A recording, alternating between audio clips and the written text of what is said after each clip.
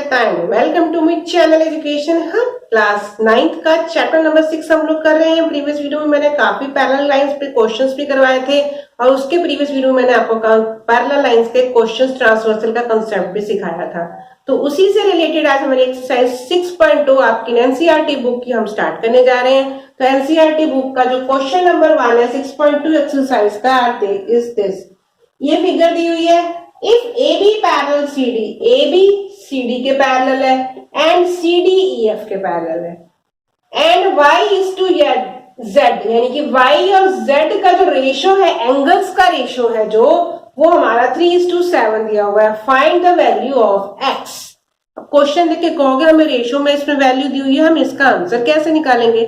बहुत ही easy question है। हम लोग स्टार्ट करते हैं, जैसे जैसे क्वेश्चन दिया वैसे वैसे हम लिख लेते हैं।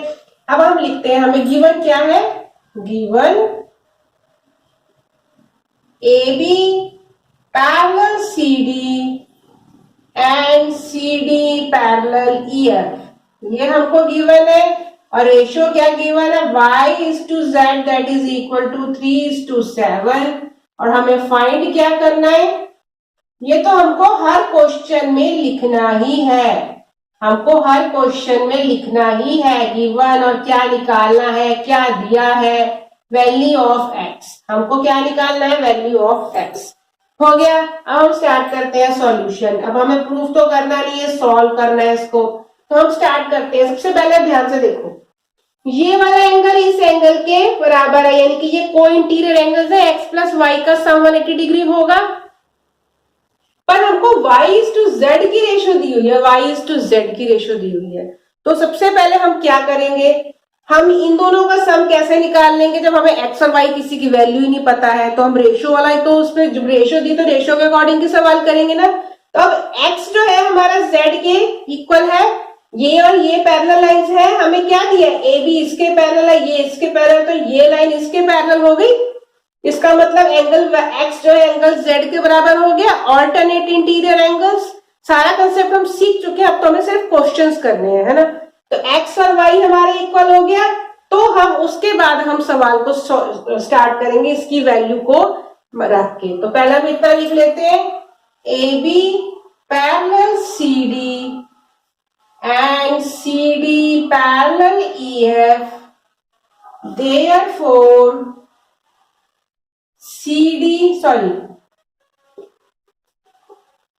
therefore AB parallel EF, AB parallel EF हो गया, इतना लिख लिया। अब हम क्या लिखेंगे? Angle X is equal to angle Z, alternate interior angle, ठीक है। x is equal to Z हमारा ऑल्टरनेट इंटीरियर एंगल्स हो गए। अब x हमारा Z के बराबर हो गया, तब हमें y और Z की रेशो दी हुई है, तब उसके अकॉर्डिंग क्या ले लेंगे? y को हम लोग क्या मान लेंगे? Let y is equal to 3k, क्योंकि पहली 3 है। एंड z को क्या दिया हुआ? z हमारा 7 के बराबर है, तो z हमारा क्या हो गया? 7k। और यहाँ क्या आ जाएगा? हमने क्या ले लिया? k is a common factor. k जो है हमारा एक कॉमन फैक्टर है, क्योंकि ये रेशो में दिया हुआ है। हम लोगों ने क्या किया? हमको y और z दिया, यहाँ तो हमारा कोई रिलेशन लग नहीं रहा है। हमको पता है x प्लस वाई को इंटीरियर एंगल से इनका सम 180 डिग्री होता है, तो हमने x को y z के इक्वेट कर लिया। अब z की जगह पर हम x की वैल्यू z की वैल्यू हम x की जगह पर लिख सकते हैं, क्योंकि x और z बराबर है। तो हम क्या लिख सकते हैं? Angle x is equal to 7k लिख सकते हैं, क्योंकि ये जो है हमारा बराबर है एंगल x एंगल z के बराबर है। z हमारा 7k, तो हमने x को भी 7k मान लिया। अब हम लेंगे यहाँ पर x प्लस वाई, क्योंकि ये दोनों क्या है? को इंटीरियर एंगल्स। तो यहाँ पर हम फिर से लिख लेते हैं AB पैरेलल CD, और क्या लिखेंगे हम? Angle x plus angle y is equal to 180 degree. 180 degree है को इंटीरियर एंगल्स, बस हमने इतना सा रीजन लिख दिया। x की जगह पर क्या ले लेंगे? 7k, y की जगह पर क्या ले लेंगे हम लोग? 3k that is equal to 180 degree. अब इसको सॉल्व कर लो। 7 और 3 कितना हो गया? 10k is equal to 180 degree. इसको सॉल्व करेंगे तो k की वैल्यू कितनी आ जाएगी? 180 डिग्री डिवाइडेड बाय 10, तो हमारा आंसर कितना आया 18 डिग्री। के की वैल्यू हमारी कितनी निकल के आ गई, यहां पे लिख देती हूँ, के की वैल्यू कितनी निकल के आ गई 18 डिग्री। तो हमको निकालनी क्या, हमको इन्होंने बोला है फाइंड एक्स, हमें सिर्फ एक्स की वैल्यू निकालनी है। तो एक्स को हमने क्या मान लिया था, एंगल 7 के, यहां पर हम कर लेते हैं। एक्स हमारा क्या था 7 के, तो हम क्या लिख लेंगे 7 मल्टीप्लाई बाय 18, क्योंकि के की वैल्यू हमने 18 निकाली है। रेशियो के सवाल हम ऐसे ही करते हैं, तो इसको मल्टीप्लाई कर लो, कितना आ जाएगा 7 8 जा 56 बचा 5 7 7 8 9 10 11 12 126। तो x की वैल्यू क्या निकल के आ गई हमारी 126। क्लियर। क्वेश्चन नंबर 2 में बोला है इन्होंने, फिगर ये दी हुई है A B parallel C D, A B C D के पैरेलल है, साथ साथ ही गिवन लिख लेते हैं। गिवन हमको क्या है, A B parallel C D and E F perpendicular to C D, और ई एफ, ये जो ई एफ है वो परपेंडिकुलर टू सी डी है, यानी कि ये वाला एंगल हमारा 90 डिग्री हो गया। गिवन क्या है, परपेंडिकुलर भी लिख लेते हैं, E F perpendicular to C D, और हम क्या लिख सकते हैं इसको, और angle F E D is equal to 90 degree, ये हम लिख सकते हैं, ये हमें गिवन है। और हमें angle GED that is equal to 126 degree. अब जीईडी कौन सा एंगल हुआ हमारा, जीईडी यानी कि ये वाला एंगल, ये जो पूरा वाला एंगल है ये हमको 126 डिग्री गिवन है। क्वेश्चन समझ में आ गया। अब हमें करना क्या है,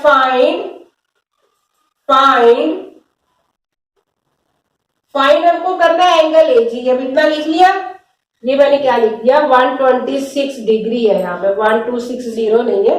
अब हम क्या करते हैं, टू फाइंड, हमें फाइंड क्या करना है, एंगल ए जी ई, इसको भी निशान लगा लेते हैं, एंगल ए जी ई, ये वाला एंगल फाइंड करना है। दूसरा क्या है जी ई एफ यानी कि इतना वाला हिस्सा फाइंड करना है हमको, ये 2 हो गया। और एफ जी ई यानी कि एफ जी ई यानी कि ये वाला 1 2 3 मैंने नंबरिंग डाल दी है, नंबर के हिसाब से नहीं करेंगे पर मैंने समझाने के लिए डाल दी है। पहला हमको कौन सा एंगल फाइंड आउट करना है, ये वाला एंगल फाइंड करना है। दूसरा हमको करना है एंगल जीई एफ फाइंड करना है, और तीसरा हमको फाइंड करना है एंगल एफ जीई, ये वाला फाइंड करना है।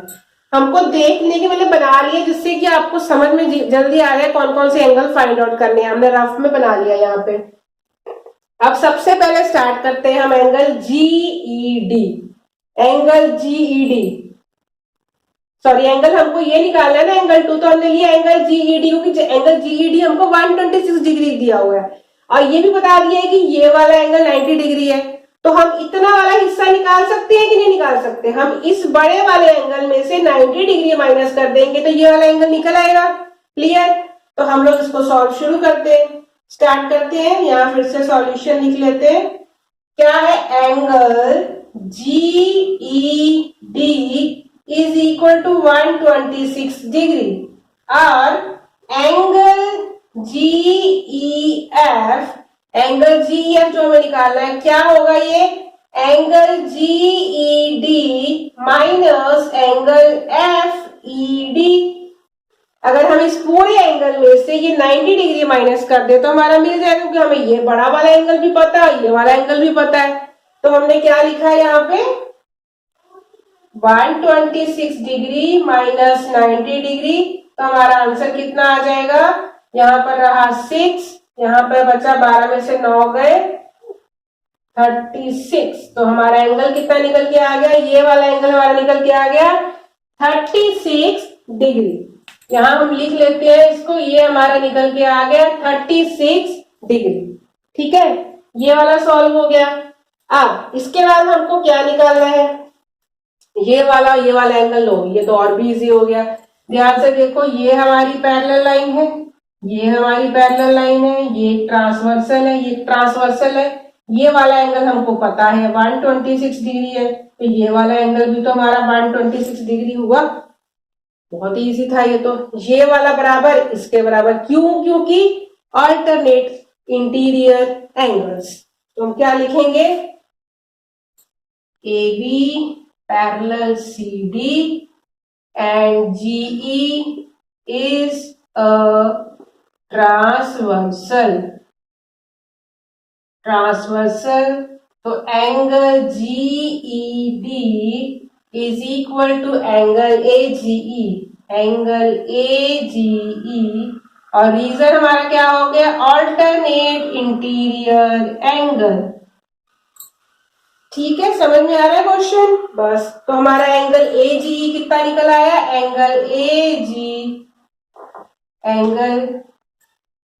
एजीई कितना निकल आया? 126 डिग्री। यहाँ पर 126 डिग्री। तो ये हमारा दूसरा निकल आया, ये हमारा पहला निकल आया। थर्ड वाला रह गया एफ जीई। लो, अब इसमें क्या रह गया? ये वाला हमारा निकल के आ गया 126, ये वाला हमारा 126। अब क्या बच गया? अब ये वाला एंगल निकालना है। तो ये वाला एंगल सिंपल है, ये हमारी स्ट्रेट लाइन है, इन दोनों का सम हमारा 180 डिग्री होता है। 180 में से 126 माइनस कर देंगे तो हमारा ये वाला आंसर भी निकल आएगा। तो हम नेक्स्ट अब हम लोग कर लेते हैं इसके बाद।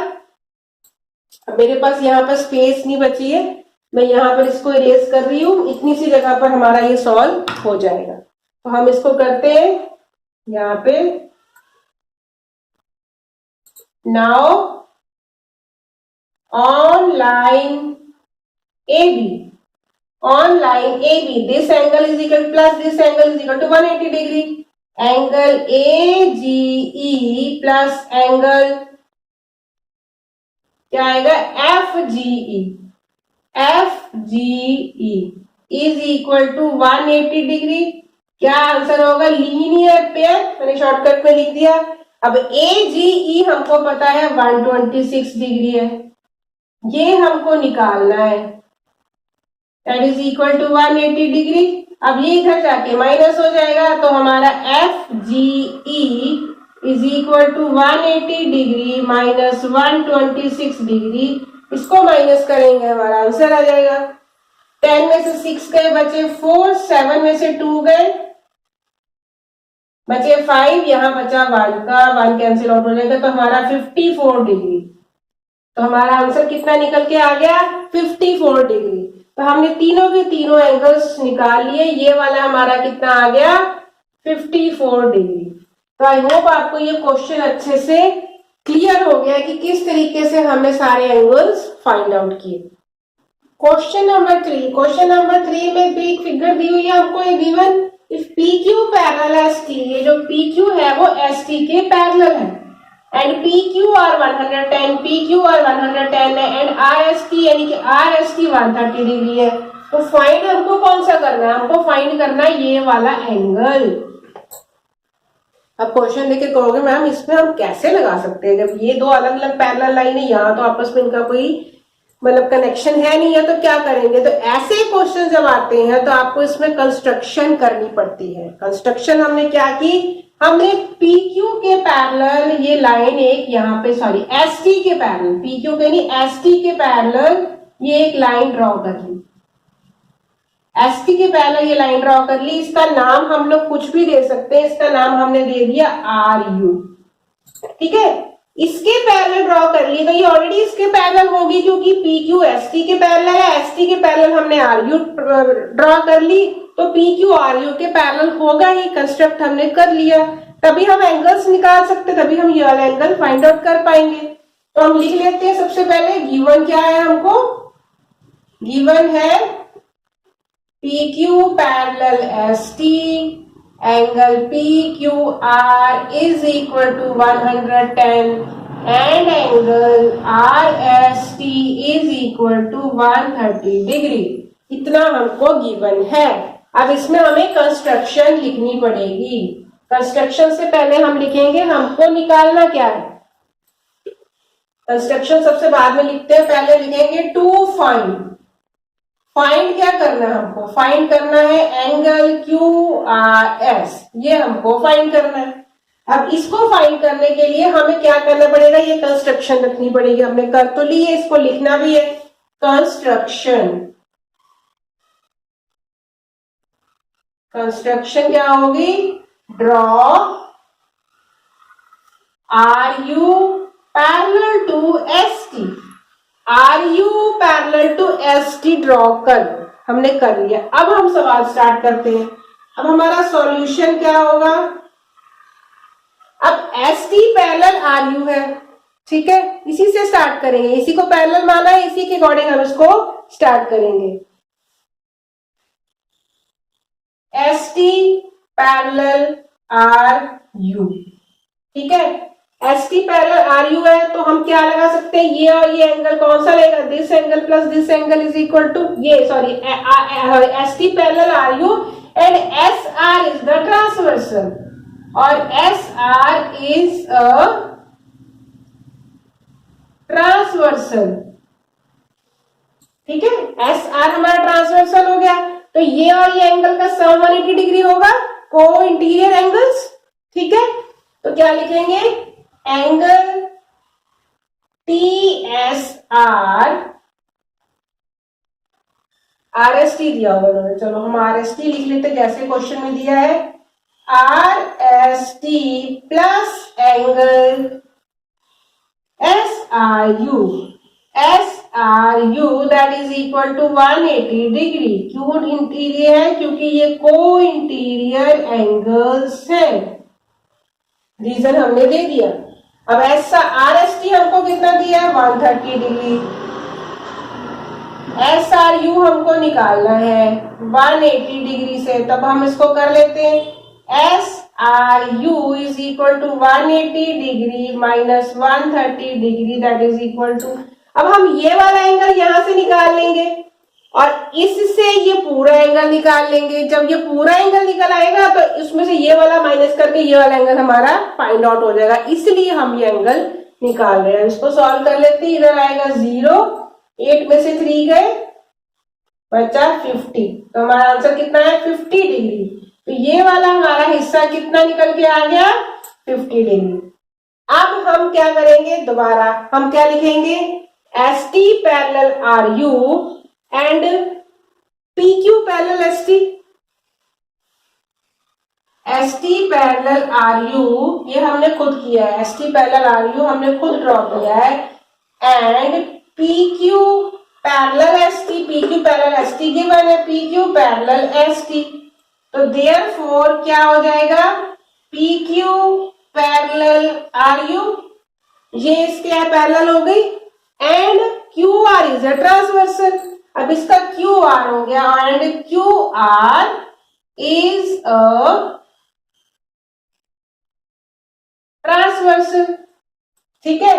अब ध्यान से देखो, इस लाइन को हम यहाँ पे थोड़ा सा एक्सटेंड कर देते हैं। अब ध्यान से देखो क्या बन रहा है, ये एंगल ऐसे और ऐसे, यानी कि ये वाला एंगल इस पूरे एंगल के बराबर हुआ, ऑल्टरनेट इंटीरियर एंगल, यानी कि 110, यानी कि angle P Q R, angle P Q R is equal to angle Q R U, angle Q R you.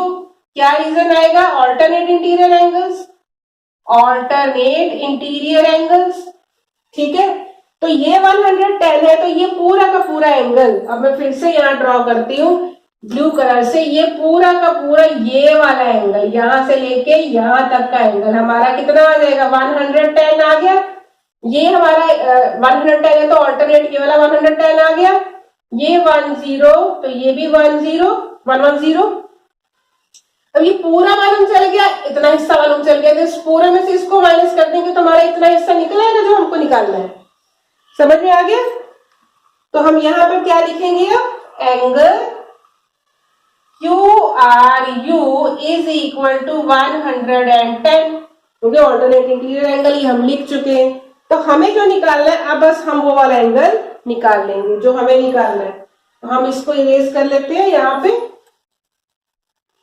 तो हमें क्या करना है? फाइनली हमको निकालना कौन सा एंगल है, दो चीजें निकाल ली हमने, ये भी निकाल लिया वो भी निकाल लिया। अब हमें चाहिए एंगल क्यू आर एस। तो एंगल क्यू आर एस के लिए हम क्या करेंगे, angle Q R S is equal to Q R U minus S R U, यही होगा। Q R S is equal to angle Q R U minus ये बड़े वाले एंगल में से ये वाला एंगल माइनस कर देंगे, minus angle S R you, मतलब इस बड़े में से ये माइनस कर देंगे तो ये इतना सा हिस्सा निकल आएगा। क्लियर है इतना? बस अब यहां पर एंगल क्यू आर यू हमारा कितना है 110 और एस आर यू कितना है 150 डिग्री। इसको सॉल्व कर लेंगे, यहाँ 0 आया, यहाँ पर बचा 6, तो ये हमारा आंसर आ गया 60 डिग्री, यानी कि ये वाला एंगल कितना निकल के आ गया 60 डिग्री। तो हमारा आंसर हो गया solve. Angle Q R S जो हमें निकालना था, क्यू आर एस की वैल्यू कितनी निकल के आ गई 60 डिग्री। तो आई होप आपको ये क्वेश्चन अच्छे से क्लियर हो गया कि कैसे हमने कंस्ट्रक्शन करके इन सब इसकी जो है एंगल की वैल्यू को निकाला। क्वेश्चन नंबर 4, ये बहुत ही इजी क्वेश्चन है आपका। फिगर दी हुई है, A B parallel C D दिया है, ए पी क्यू 50 डिग्री दिया, पी आर डी 127 डिग्री दिया, एक्स और वाई की वैल्यू निकालनी है। ये भी गिवन है, ये पैरेलल लाइन है, ये इसका ट्रांसवर्सल, ये भी ट्रांसवर्सल है, ये भी ट्रांसवर्सल है, तो हो गया। ये ट्रांसवर्सल है तो ये वाला एंगल इस एंगल के बराबर हो गया, एंगल एक्स के, यानी कि एंगल ऑल्टरनेट इंटीरियर एंगल्स, तो ये 50 डिग्री आ गया। मैं ओरल बता रही हूँ, भी करेंगे भी। ये 126 है, यानी ये ट्रांसफर, तो ये पूरा का पूरा एंगल, ये पूरा का पूरा 127 के बराबर हुआ। तो उसी तरीके से हम ये y की वैल्यू निकाल लेंगे। तो हम स्टार्ट करते हैं question. Given A B parallel C D, angle A P Q is equal to 50 degree and angle P R D is equal to 127 degree, इतना हमको गिवन है। और हमें फाइंड क्या करना है, to find x and y, x and y की value को फाइंड आउट करना है। तो स्टार्ट कर लेते हैं क्वेश्चन। सॉल्यूशन क्या है, सीधी सी बात है, लाइन पैरेलल उसका ट्रांसवर्सल, बस इसी स्टार्ट करना है। A B parallel C D and P Q is a transversal. मैंने आपको समझा दिया है, A B parallel C D and P Q is the transversal. Transversal है तो ये वाला एंगल इस एंगल के बराबर हुआ, तो क्या लिखेंगे, therefore angle A P Q is equal to angle X. मैंने एंगल एक्स ही लिख दिया, चाहे पी क्यू आर लिख देते हैं आप, एंगल एक्स की वैल्यू निकालनी है। तो रीजन क्या आ गया, ऑल्टरनेट इंटीरियर एंगल। रीजन लिखना बहुत जरूरी है हर एक के साथ कि क्यों इक्वल है, ठीक है। ऑल्टरनेट इंटीरियर एंगल, तो ए पी क्यू हमारा कितना था, ए पी क्यू की वैल्यू 50 डिग्री दी है, तो हमारा एंगल एक्स की वैल्यू कितनी निकल आई 50 डिग्री, यानी कि यहां पर तो आ गया हमारा आंसर 50 डिग्री। तो एक्स की वैल्यू फाइंड आउट होगी। अब सिमिलरली हम दोबारा करेंगे, A B parallel C D and P R is a transversal. लिख लेते हैं, दोबारा लिख लेते हैं, A B parallel C D and PR is a transversal। तो क्या हो जाएगा, ये वाला पूरा एंगल, ये वाला पूरा एंगल इस पूरे एंगल के बराबर है, तो हम क्या लिखेंगे, angle A P E plus angle P R D is equal to, मैंने क्या लिख दिया, प्लस नहीं कर रहा था, इक्वल है दोनों आपस में।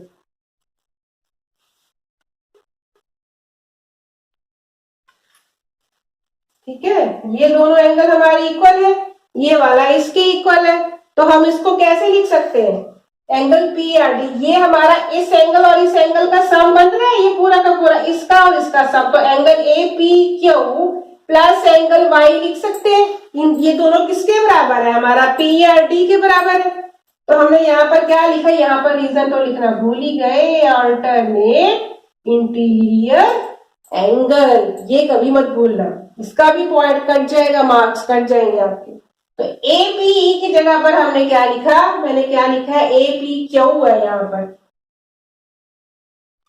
APQ, ई तो यहाँ पर कहीं पर लिखा ही नहीं है, तो कहीं और मिस्टेक तो नहीं की है।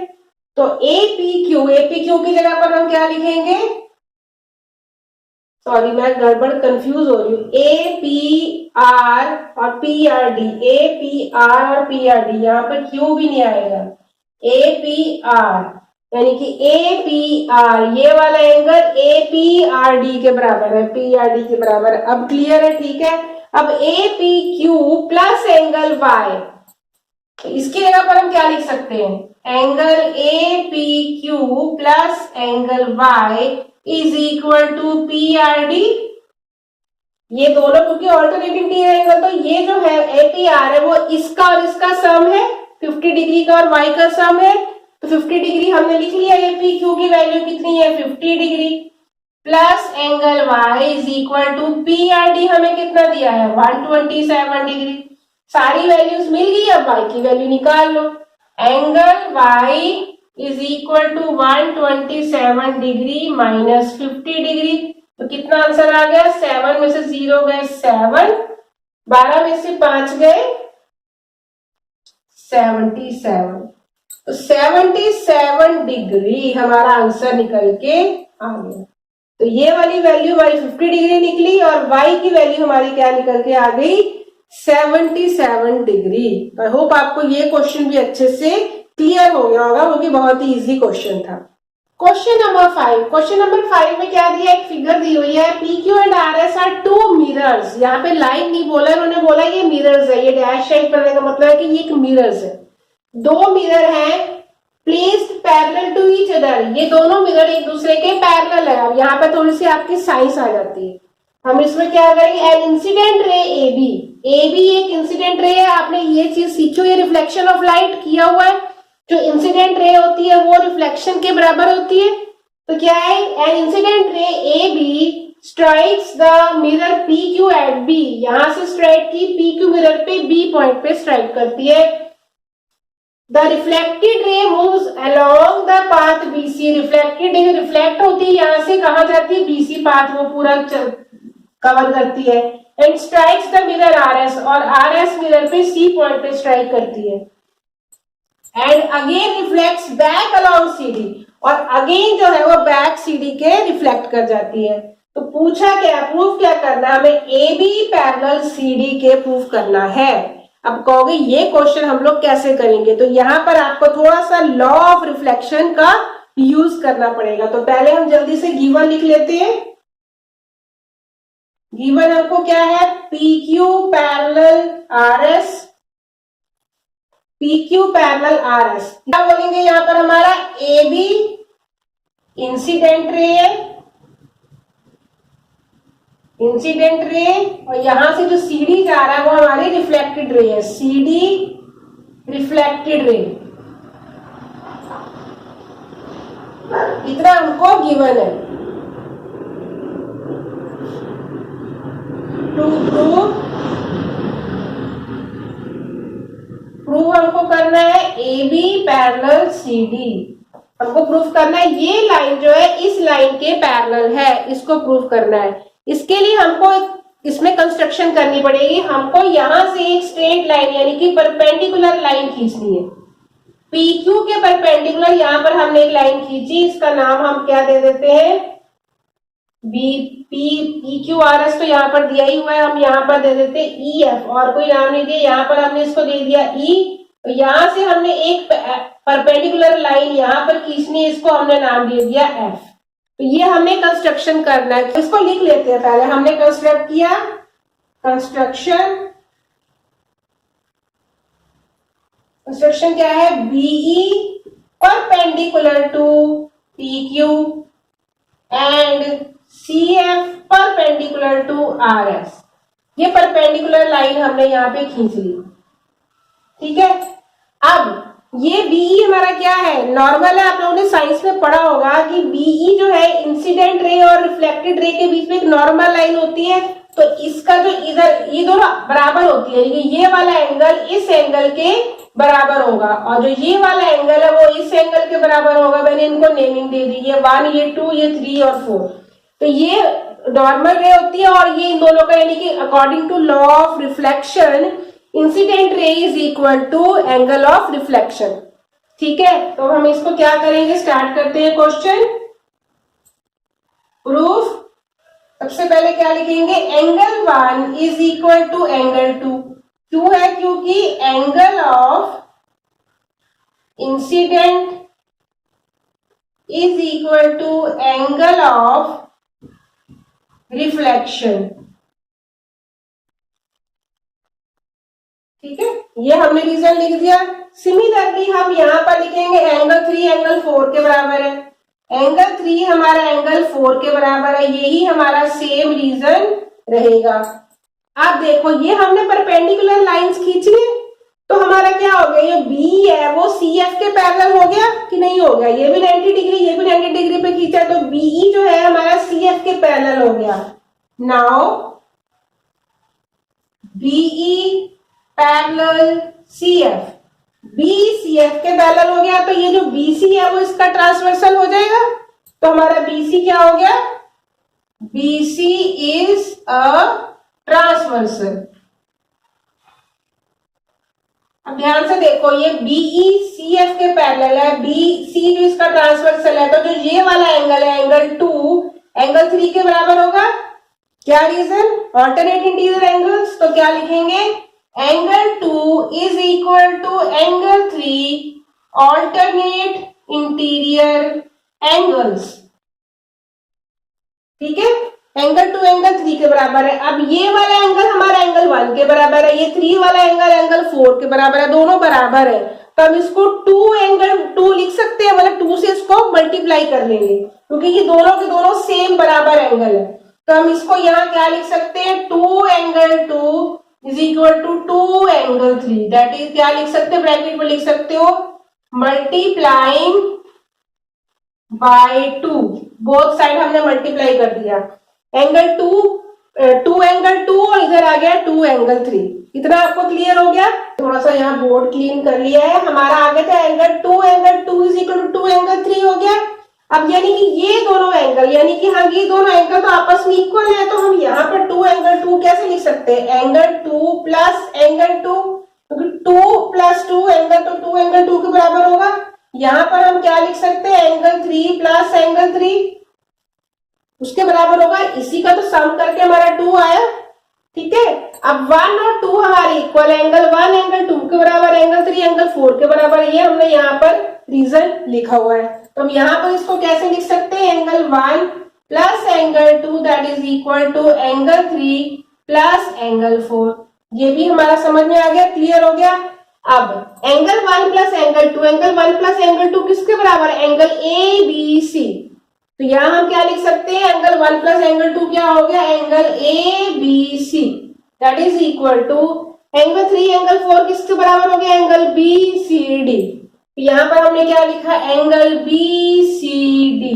अब ये दोनों एंगल हमारे इक्वल हो गए, क्या आएगा, ऑल्टरनेट इंटीरियर एंगल।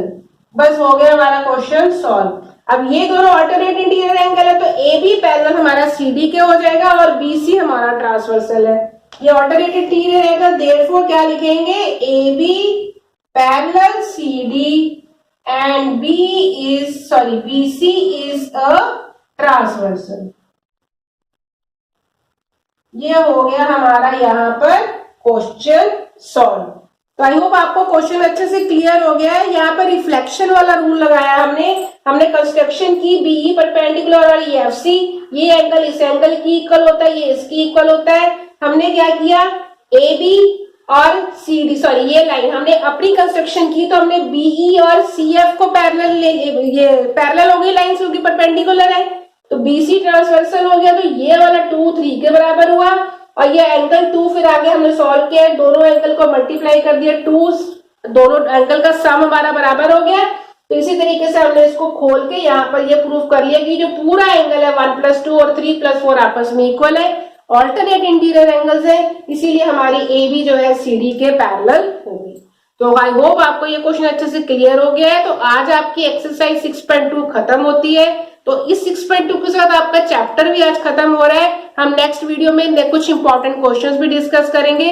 अगर आप मेरी वीडियो को देखते हो, पसंद करते हो, तो उसको लाइक जरूर किया करो, अपने फ्रेंड्स के साथ शेयर भी किया करो और मेरे चैनल को भी सब्सक्राइब जरूर करना। तो मिलते हैं नेक्स्ट वीडियो में इसी चैप्टर के इंपॉर्टेंट क्वेश्चंस के साथ। तब तक के लिए बाय।